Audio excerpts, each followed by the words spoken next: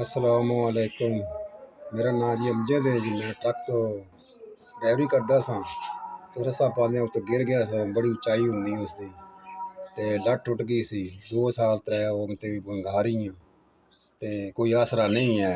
बच्चे 7-8 ने जी। फिर वो बेगम सी वो सामदी रही है कोई साल 2 ते वो पिछे जे फौत हो गए हुण बेआसरा बिल्कुल। और आसरा कोई नहीं बिल्कुल। अल्लाह दा बच्चे वो भी बेआसरा हो गए ते मैं आप ही बेआसरा हो गया।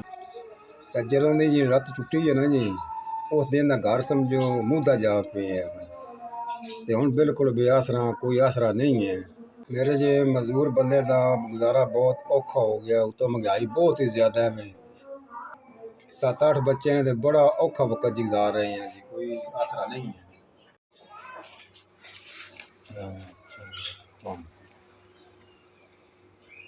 जी सर बड़ी बड़ी मेहरबानी। अल्लाह पाक तुहानू खुश रखे। अल्लाह पाक तुहानू चोखी इज्जत दे। तुहाडा गले पैसे 5000 रुपया मैनू मिल गया है।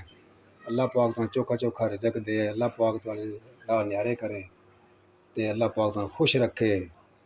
जदों दा मैं ट्राले तो डिग्गा ना जी उस दिन दा बड़ा परेशान सा बहुत ही। ते तुहाडा मैं शुक्रिया अदा कर सकना। बहुत ही शुक्रिया अदा तुहाडा मैं करना। अल्लाह पाक तुहानू चोखा चोखा रिजक दे।